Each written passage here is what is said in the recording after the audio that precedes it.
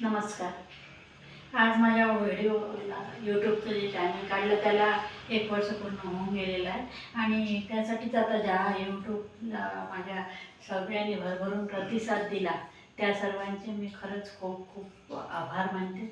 माझ्या मैत्रिणी सगळ्या, माझ्या ग्रुप मेंबर्स सगळे जेवढे माझे ग्रुप आहेत ते सगळे, तसेच नातेवाईक सगळे, जेही ओळखीचे आहे शेजारी, सगळ्यांना किंवा जे नवीन आहेत यूट्यूबचे जे बघतात ते सगळे, त्या सगळ्यांना मी खूप खूप त्यांचे आभार मानते.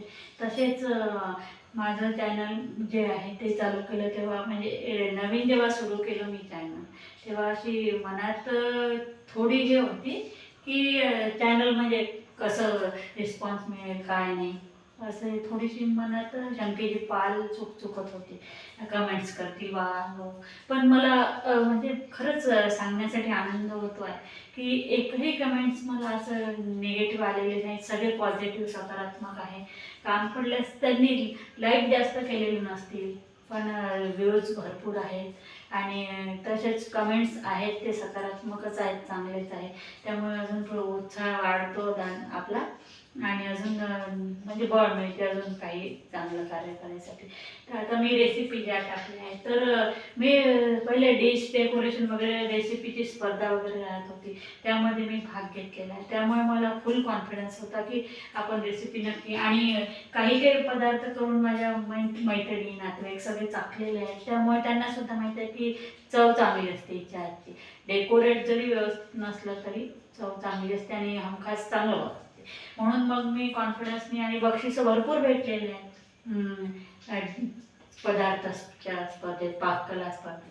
त्यामुळे मग डोक्यात आलं की आपण रेसिपी बनवण्यासाठी यूट्यूबवर आपण प्रयत्न करू, रेसिपी टाकू बनवून. आणि तसंच योग शिक्षिका आहे मी. योग शिक्षिका असल्यामुळे मी हरिद्वारला जाऊन इथे प्रशिक्षण सहाय्यक शिक्षक म्हणून इथे प्रशिक्षण केल्यानंतर ते पूर्ण शाळेत 3 महिने फ्री असं पूर्ण राबवलं आणि ते सर्टिफिकेटसुद्धा माझ्याजवळ आहे. तर नंतर मग हरिद्वारला स्वामीजी रामदेव बाबाजी यांनीसुद्धा आम्हाला शिकवलेलं आहे.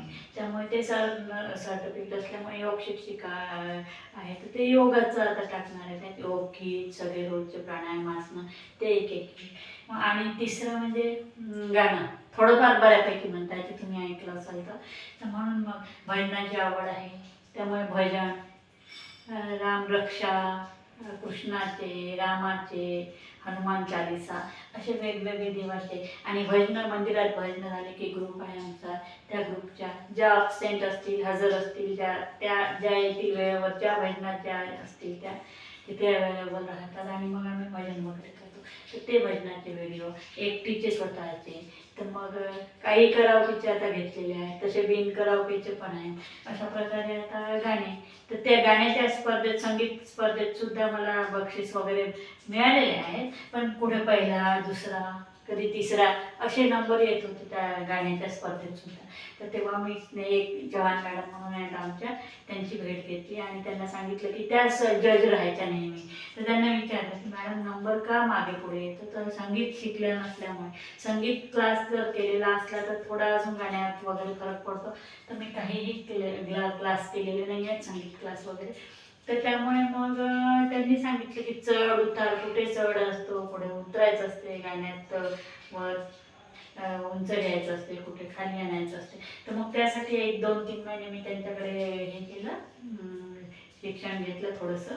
आणि मग अजून सराव झाला, थोडासा सराव केल्यावर मग त्यांनी सुद्धा सांगितलं मला की आता तुम्ही म्हणू शकता यूट्यूब चॅनल काढायचं आहे मॅडम, मी आता काढू शकते का. तर त्यांनी पण हो छान म्हणतात, तुम्हाला गॉड गिफ्टच आहे आवाजाचं.